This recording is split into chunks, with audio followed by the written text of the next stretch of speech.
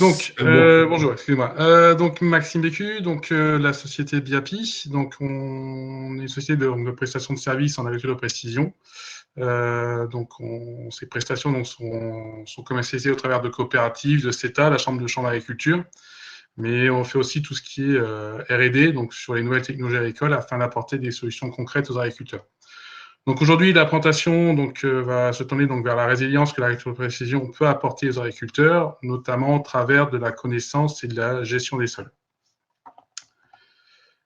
Tout d'abord, donc une petite présentation donc, de la structure. Donc, Biapi, donc c'est une filiale d'Invivo, donc qui regroupe une trentaine de coopératives.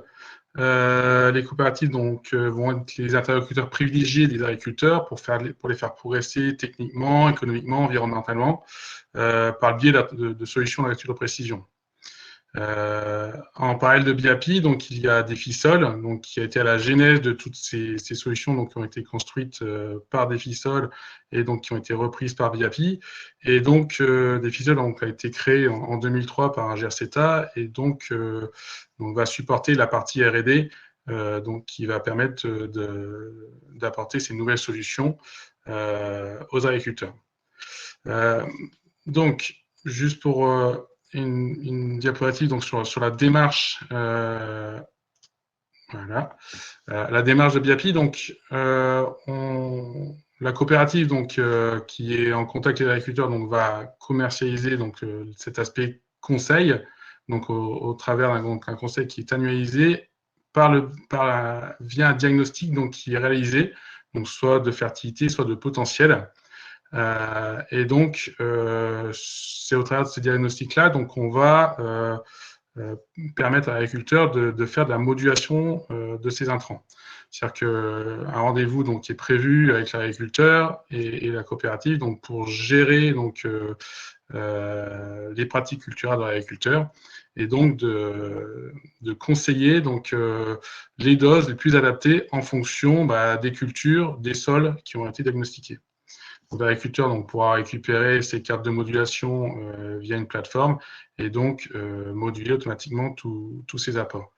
Et enfin, donc, on a un bilan annuel donc, qui est réalisé chaque année pour faire évoluer le diagnostic initial et avec la possibilité notamment aussi de prendre en compte des cartes de rendement qui sont issues des moissonneuses-batteuses. Donc, en ce qui concerne donc, le thème d'aujourd'hui, je vais vous parler donc, d'agriculture de précision et de résilience. Avant de préparer cette présentation, je me suis d'abord demandé ce qu'était concrètement la résilience pour le monde agricole. Et après quelques recherches, j'ai constaté qu'elle était notamment constituée de 3 facteurs avec des gradients plus ou moins importants. Donc, le premier gradient, qui est la robustesse, c'est-à-dire d'être capable de supporter une perturbation sans bouger de sa route initiale. Le deuxième gradient, c'est l'adaptabilité, c'est être capable d'ajuster ses techniques culturales face à un aléa plus ou moins important et qui demande alors de la flexibilité. Et enfin, donc le troisième gradient, qui est un peu plus important, donc la transformabilité, qui est de penser à modifier et renouveler son système pour qu'il devienne durable. Donc, je vais essayer de vous présenter ce que l'agriculture de précision peut apporter comme résilience aux exploitations agricoles. Donc, le travail de BAPI est principalement axé sur une meilleure connaissance des sols, et notamment pour comprendre les rendements qui varient. Sur la photo de gauche, on remarque donc un phénomène d'hétérogénéité de la culture, qui est plus ou moins développé. Et ce phénomène va s'expliquer notamment par 2 éléments du sol, donc soit par la fertilité, notamment la présence de carences. Et pour cela, on va pouvoir notamment appliquer la loi du minimum, comme on voit sur le bidon, où donc un facteur limitant va bloquer la progression de la culture. Et donc là, ça va être l'objectif notamment du diagnostic de fertilité, donc qui va permettre de cibler les zones à problème en fonction de chacun des éléments. Ensuite, il y a l'aspect potentiel, donc au travers de la profondeur du sol, de la texture, de la pierrosité. Et donc là, cette variation va influencer donc la réserve utile du sol et donc l'alimentation en eau de la culture, donc qui est l'eau qui est indispensable à son développement. Et donc pour travailler donc sur le premier gradient, donc le premier facteur, donc la robustesse, on va donc étudier donc la variabilité des teneurs minérales du sol. Et donc, en connaissant leur variabilité intraparcellaire, on va pouvoir les gérer et éviter les risques de carence, de sous-fertilisation, et donc de mieux gérer ce phénomène de fertilité. Alors, le point de départ de cette solution de cartographie de fertilité, c'est un constat en 2004 sur une parcelle où on a ici, sur la carte de rendement qu'on a en haut à gauche, une zone avec une chute de rendement d'une vingtaine de quintaux sur la zone rouge, qui n'est pas forcément expliquée par le potentiel, car on voit sur la carte de potentiel qui est en dessous, qu'on est sur un potentiel 4, donc un potentiel qui est élevé pour le secteur. Et donc, il n'y a pas de cohérence entre le potentiel du sol et le rendement qui a été constaté en 2004. Et donc, on a été rechercher donc, des photos historiques de la parcelle et on voit que la zone problématique en rendement correspond à une ancienne prairie et donc qui, elle, va avoir un impact sur la fertilité du sol en tant que tel. Et donc, des analyses ont été faites sur l'ensemble de la parcelle. On voit sur chaque point rouge de cette carte. Et donc, on voit donc sur les cartes que l'on a à droite, donc on a cartographié différents éléments, le pH, le phosphore, etc. Mais on a aussi, j'ai mis en avant donc les deux principaux éléments qui posent problème sur cette culture, donc qui sont le potassium et le magnésium. Donc on voit que même si, alors je n'ai pas montré les cartes de phosphore, de pH ou quoi que ce soit, même si ces éléments-là ne posaient pas de problème pour la culture, on voit bien que là, on a deux facteurs limitants donc qui sont assez impactants pour le développement de la culture et donc qui vont créer un phénomène de blocage et de limitation du rendement parce qu'ils sont en carence. Donc suite à ce constat, donc on a mis en place donc une prestation donc pour arriver à cartographier donc ces teneurs minérales et aider les agriculteurs à mieux gérer leur fertilité des sols. Donc dans un premier temps, donc on va compiler tout un historique de la parcelle afin de pouvoir, on va dire, démembrer la parcelle qui est issue de multiples remembrements. Et donc, on voit de 1947 à 2000 tous les historiques que l'on a sur les parcelles, donc qui sont les contours en bleu. Et on voit bien que, voilà, au travers des années, on a une évolution du parcellaire. Et donc, les parcelles actuelles donc, sont un embriquement d'une multitude d'anciennes parcelles. Et donc là, l'objectif, ça va être de zoner tout ça et donc de redécouper les parcelles actuelles en petites zones, donc en moyenne de 80 arts, et donc d'aller les analyser chacune indépendamment les unes des autres pour connaître leur teneur et leur niveau de fertilité. Donc pour cela, donc on fait donc des prélèvements au champ, donc classiquement avec une terrière montée sur quad, et tout un système de suivi des prestataires qui vont faire les prélèvements. Et tous les échantillons donc, sont envoyés au laboratoire donc, pour analyse. Alors l'avantage de ce système, c'est qu'on peut analyser tous les éléments souhaités par l'agriculteur. Donc on a, on va dire, une batterie de base où on va mesurer le pH, le CaO, le phosphore, le potassium, le magnésium. Et après, sur certains éléments et en fonction des besoins de l'agriculteur, on peut aller à la matière organique, la CEC, les oligo-éléments, la texture, etc. Et donc, suite à cette analyse, on va pouvoir donc cartographier donc, les parcelles en termes de teneur minérale, là, par exemple. On va pouvoir constater toute cette variabilité, donc pH, les 2,5, K2O, là, sur cet exemple. et donc pouvoir conseiller derrière l'agriculteur pour mieux gérer ses apports. Et donc de voir les endroits où il va falloir notamment remonter le pH pour une meilleure assimilation des autres éléments. Et donc après, conseiller les agriculteurs sur leur stratégie de fertilité, notamment en engrais de fond. Et donc, on peut voir que, en fonction des historiques d'une année à l'autre, on a des historiques donc, qui vont avoir un impact plus ou moins important sur certains éléments. On constate, par exemple, sur la zone ici, un grand rectangle ici, par exemple, qui est notamment issu d'un historique relativement récent. Et donc, voilà, donc certainement une parcelle donc, qui a dû être remarnée ou recholée récemment. Et donc, on voit l'impact de ce marnage sur la parcelle, sur la carte de pH.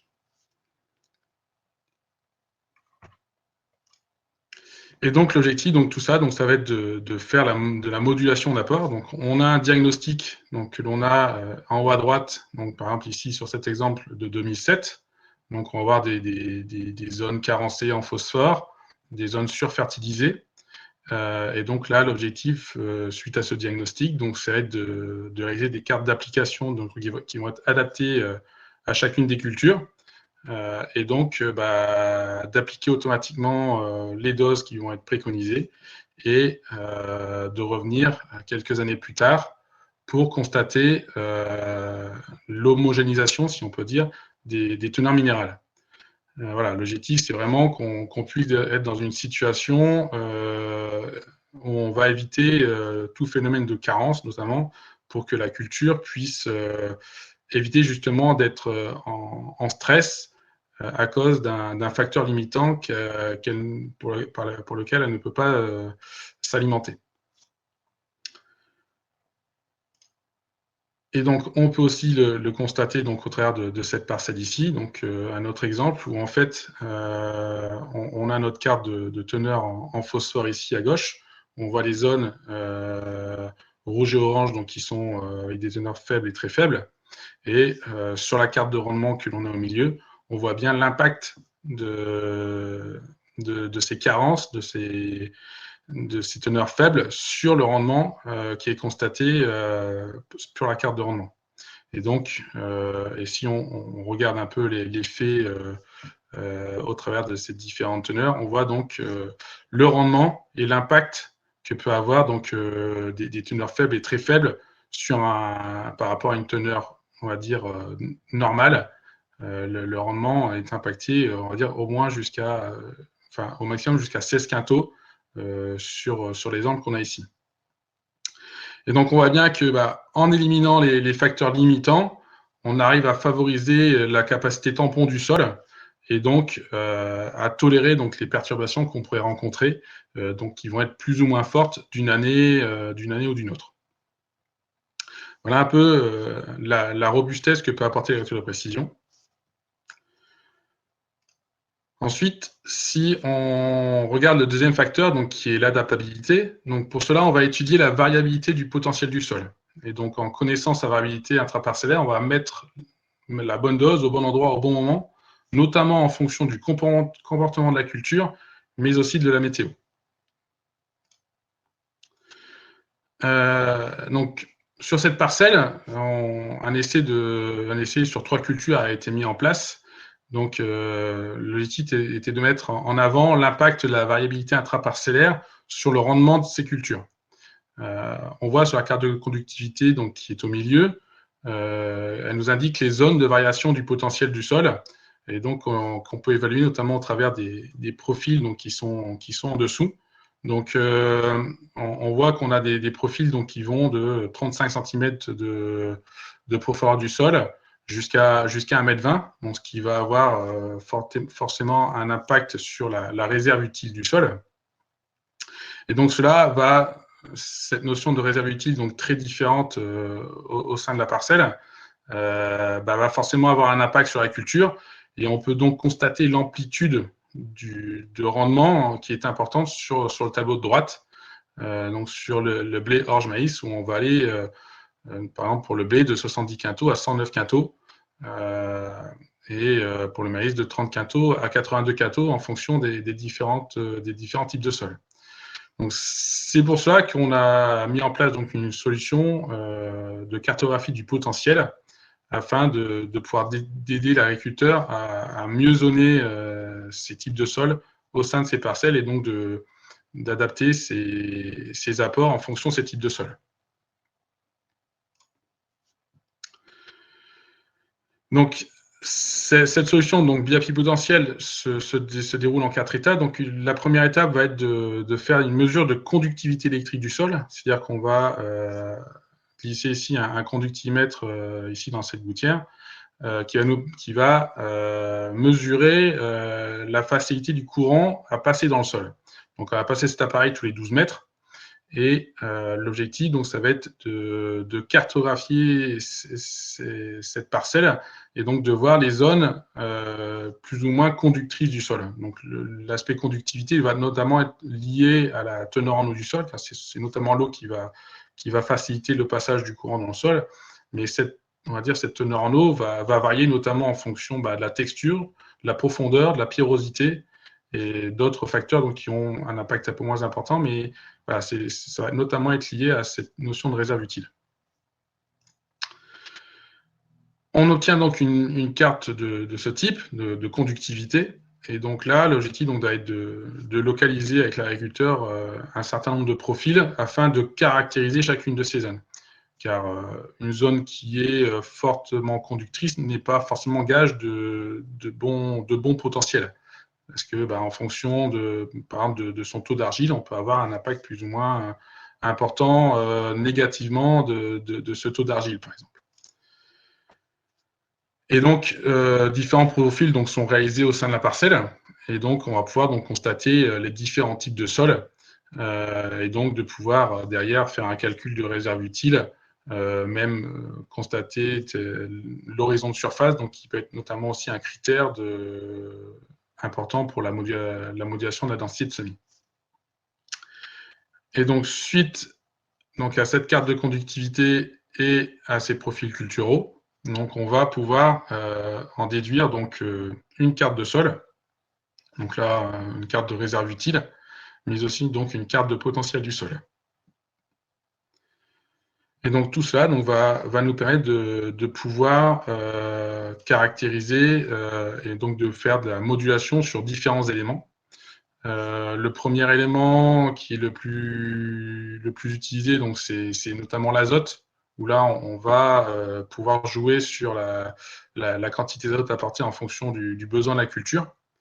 Et donc là, on voit les différents objectifs de rendement et donc la carte de modulation azote qui va en découler. En parallèle à ça, on peut également moduler le soufre, où un des constats que l'on avait pu faire, c'est que plus une terre est superficielle et plus la culture va avoir besoin de soufre. Donc, inversement à l'azote, le soufre va être apporté en plus grosse quantité en terre superficielle par rapport à la terre profonde. On peut également jouer sur l'aspect régulateur. On va avoir des cultures qui risquent de verser plus facilement dans des zones à haut potentiel que dans des zones à faible potentiel.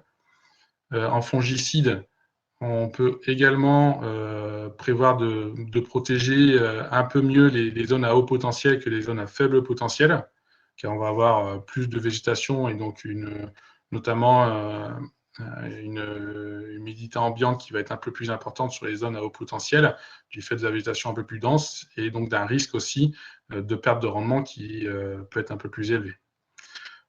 On peut également jouer sur l'aspect irrigation, donc de compenser ce phénomène de réserve utile plus faible en faisant une irrigation adaptée.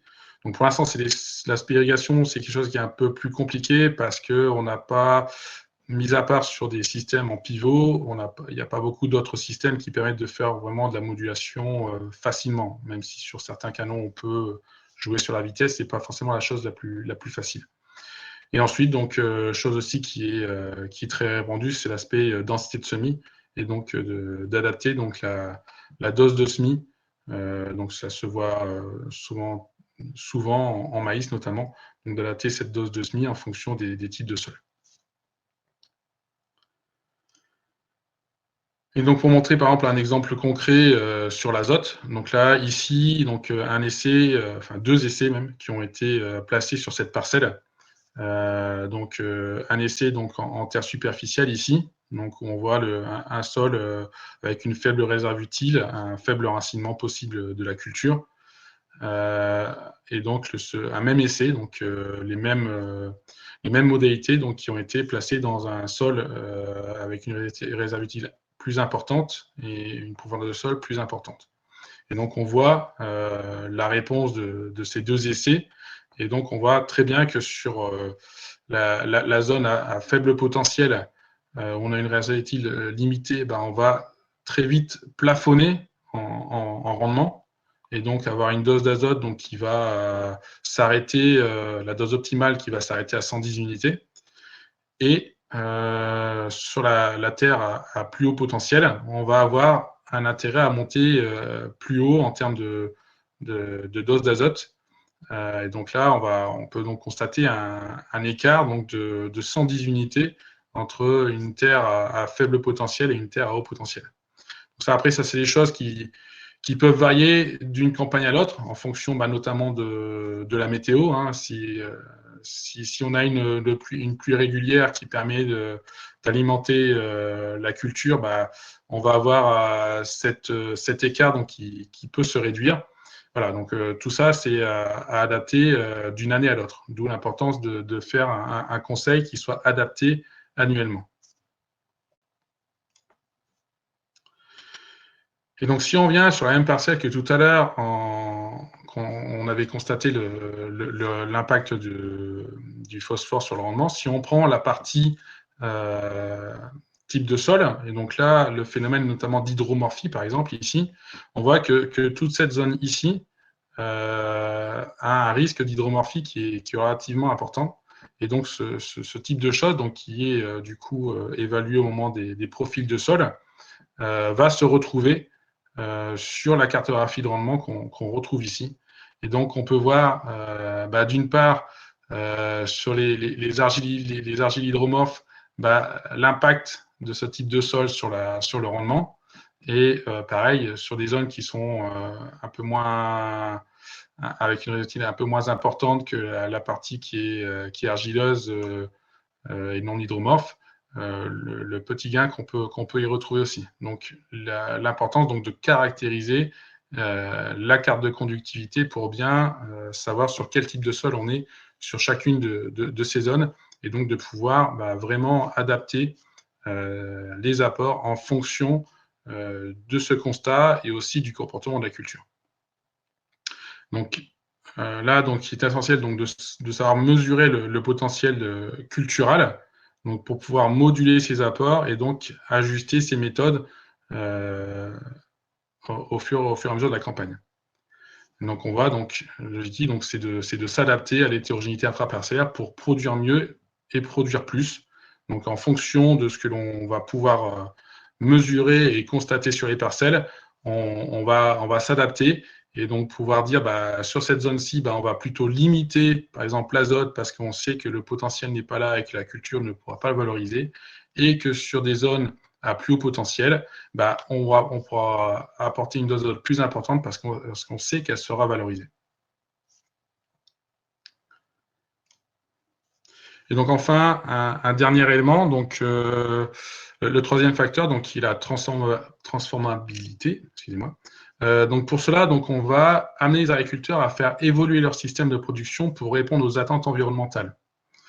Donc on va alors étudier l'impact et les leviers pour faire du stockage du carbone un moyen de perdurer dans le temps. Et donc le monde agricole est très sollicité notamment sur ce sujet. Et donc plusieurs pistes sont travaillées au travers de l'élevage, des cultures et de la consommation d'énergie, notamment par le biais du machinisme. Donc chez BIAPI, ce sont des sujets donc, qui sont encore à l'étude, et donc je vais vous présenter deux exemples qui peuvent être intéressants à étudier. Donc premier exemple, donc le stockage du carbone. Donc celui-ci dans le sol est fortement lié notamment à la matière organique. Donc l'objectif va être de faire progresser ces taux dans le sol. Donc tout d'abord, le constat est qu'il est variant au sein d'une même parcelle, donc comme je vous le montrerai sur la diapositive suivante, mais il est aussi lié à l'argile et à la capacité de complexation de l'argile, donc qui est en moyenne aux alentours de 17%. Donc, un des indicateurs donc, utilisés aujourd'hui donc, est le ratio matière organique sur argile, donc, qui pour bien ne doit pas être en dessous de 12%, mais à un niveau optimal qui serait aux alentours de 24%, comme on le voit sur le graphique en bas. Et en moyenne, on considère qu'on a un niveau de stockage de carbone correct, qu'on est à 17% de ce ratio matière organique sur argile. Donc, pour ça, on va essayer donc d'améliorer ce ratio au sein des parcelles. Et donc, pour ça, il est important de connaître cette variabilité au sein de la parcelle. Donc, un des constats déjà qu'on peut faire, c'est que, en règle générale, les anciennes prairies ont des taux de matière organique plus importants que les parcelles culturales anciennes. Et on constate aussi qu'il y a un lien avec l'argile qui est intéressant quand on a ces cartes à disposition. Et l'intérêt, donc, c'est de pouvoir faire varier ces techniques culturales pour faire progresser les taux de matière organique sur les zones dont le ratio est trop bas. Et donc, par exemple, ici, on va pouvoir moduler les effluents organiques au sein de la parcelle, donc pour faire évoluer les ratios et donc améliorer donc, son stockage de carbone. Donc ça, c'était un premier exemple. Et ensuite, un deuxième exemple, c'est l'empreinte carbone donc, que l'on agricole au travers donc, des cultures dans cette empreinte donc, il va avoir. Donc l'utilisation d'engrais notamment, et notamment l'azote, est très impactant sur l'empreinte carbone du monde agricole. Et donc à l'échelle de la culture, donc, on voit que ce qui est très impactant, c'est l'engrais et notamment l'azote, donc, qui est le poste principal d'émission de CO2. Donc, tout en sachant que la forme solide qu'on a ici en bas est plus chère que la forme liquide. Dans cet exemple-là, par exemple, chez la coopérative Natub, donc ce qu'on essaye de faire, c'est de verser des primes en fonction de l'utilisation de tel ou tel engrais, donc pour compenser donc cette dérive donc qui est émettrice de CO2. Et donc, si on essaye de voir la valorisation que peut avoir la méthode de précision sur cet effet azote qui émet du carbone, donc si on compare différents scénarios donc sur une parcelle de colza, donc là, ici, on est sur un scénario, après, les scénarios peuvent évoluer, mais où on a par exemple 60% de terre légère, de terre superficielle et 40% de terre profonde. Si on regarde les deux colonnes de gauche, on est sur un scénario sans modulation. Donc, on va plus ou moins estimer la biomasse sortie du colza. On voit que on va déjà se donner un objectif de rendement un petit peu plus important que sur un scénario avec modulation, parce qu'on ne souhaite pas forcément prendre de risques quand on ne module pas. Et du coup, les zones où on va avoir un plus faible potentiel vont avoir la même quantité d'azote que les zones à haut potentiel. Du coup, on a des quantités d'azote apportées donc, qui vont être plus importantes que dans le scénario où on va réaliser de la modulation. Où là, on va pouvoir adapter le potentiel sur chaque type de sol et donc apporter la juste dose d'azote en fonction du besoin de la culture. Donc, besoin donc, qui sera mesuré notamment par le sol, donc, mais aussi par possibilité de le faire par télédétection en plus, et donc d'associer donc, l'aspect potentiel et développement culturel pour aller vraiment jusqu'une dose qui sera vraiment optimale. Alors, on voit le rendement final au global est équivalent à peu près sur les trois scénarios, mais on voit que le bilan carbone est bien meilleur pour la modulation, le scénario de modulation azotée. Donc, pour conclure, donc, on peut constater donc, que la méthode de précision apporte des solutions concrètes pour mieux connaître ces sols et ainsi améliorer le système de production d'exploitation afin de leur apporter robustesse, adaptabilité et transformabilité afin d'amener de la résilience en agriculture. Voilà, je suis disponible si vous avez des questions. Merci. Merci, Monsieur Maxime Bécou, pour cette belle présentation. Donc, je vais essayer de donner la parole à Eliman pour voir s'il y a des questions dans le chat. Eliman, tu as la parole. Bonjour, merci M. Maxime pour votre brillante présentation. Bon, je vais devoir lire les questions qui ont été posées à l'endroit de cette présentation. Il y a une question de M. Jean-Emmanuel Ménard qui demande si ce travail qui est très complet sur une parcelle se fait-il sur un échantillon de parcelles d'exploitation? Ce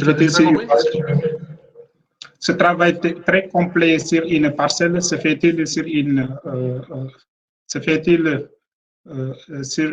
un échantillon de parcelles de l'exploitation ou bien sur la totalité des parcelles de l'exploitation? Ça dépend de l'agriculture. Entre guillemets, c'est le choix de l'agriculture. En règle générale, c'est réalisé sur l'ensemble de l'exploitation. Et ce qu'on constate généralement, c'est que quand l'agriculteur s'engage sur une de ses parcelles par curiosité pour voir ce que ça donne, souvent l'année suivante, il engage le reste de l'exploitation parce que il voit la richesse que lui apporte ce genre de diagnostic et qu'il peut le valoriser facilement par la modulation. Merci pour cette réponse. Il y a une autre question de notre collègue M. Théo Godin qui demande la méthode utilisée par BAPI. Est-elle une exception dans l'agriculture française d'aujourd'hui ou devient-elle la règle? Ce que fait BAPI ou la règle de précision, c'est ça? Oui, la méthode utilisée par BAPI. Alors, il y a d'autres sociétés qui font des choses un peu équivalentes. Après, chacun a sa petite spécificité. Après, nous, ce qu'on essaye d'apporter, c'est notamment l'alliance des technologies et de l'agronomie. Et par exemple, l'aspect de profil de sol, pour nous, est essentiel. C'est-à-dire qu'il existe des sociétés où ils vont juste faire des mesures de conductivité et au travers de ces mesures de conductivité, sortir une carte de potentiel. Mais pour nous, le raccourci est trop rapide. Et pour nous, il est essentiel d'aller faire soit des sondages, soit des profils au mieux, pour vraiment caractériser les types de sols dans les parcelles et aller vraiment dans l'agronomie. Parce que si on n'associe pas l'agronomie à la technologie, on va pouvoir moduler tout ce qu'on veut, c'est pas un problème, mais on risque de se tromper. Et du coup, l'agriculteur risque d'être déçu au final de l'investissement qu'il a fait au travers de ces diagnostics. Et donc, il est important d'associer tout ça et aussi d'associer l'agriculteur à toute cette réflexion parce que c'est quand même son exploitation, il connaît ses parcelles et donc il est important de l'associer à toute la démarche en le sollicitant, on apprend aussi des choses qui nous permettent d'être plus précis dans le diagnostic final. Merci pour cette réponse.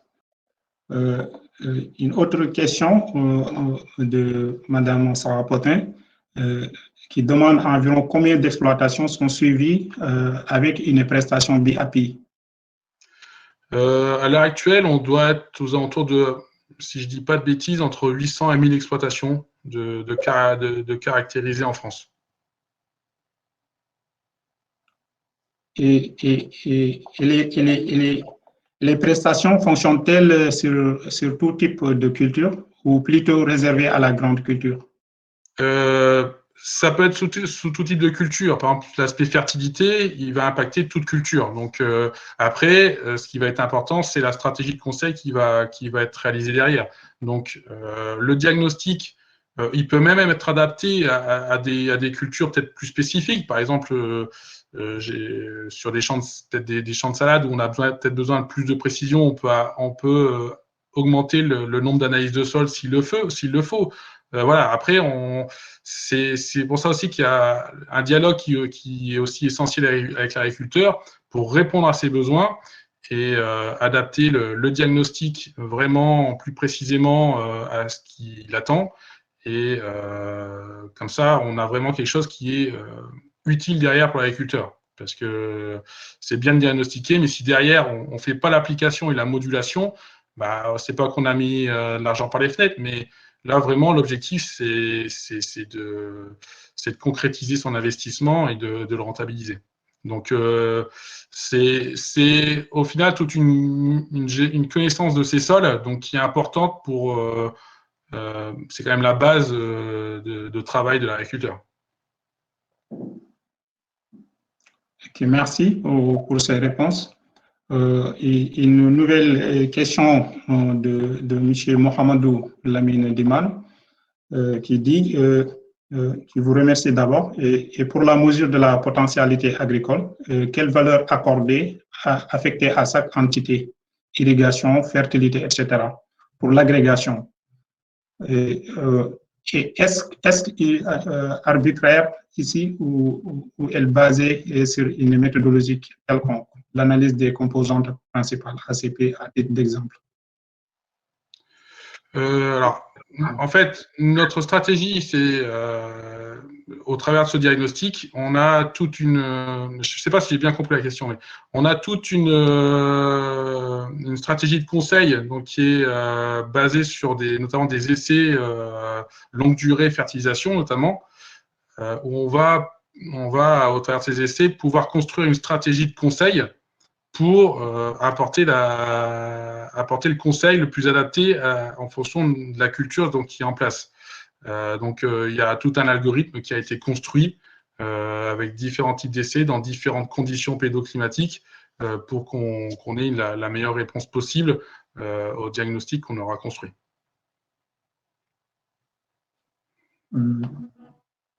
Merci pour la réponse. Une autre question de M. Zignor Mayumba, qui vous remercie pour cette excellente présentation d'abord. Qui demande si on peut concilier la géomatique et la pédologie pour répondre aux besoins de l'agriculture de manière précise. Je pense que j'ai fait la démonstration. C'est-à-dire que voilà, nous, on utilise tout type d'outils géomatiques, hein, que ce soit des SIG ou on utilise tout ce qui est technologie drone ou télédétection pour essayer d'améliorer la précision de nos diagnostics. Et donc là, voilà, au travers des différents exemples que j'ai pu montrer, voilà, on associe vraiment bien l'agronomie à la géomatique pour apporter des solutions concrètes aux agriculteurs.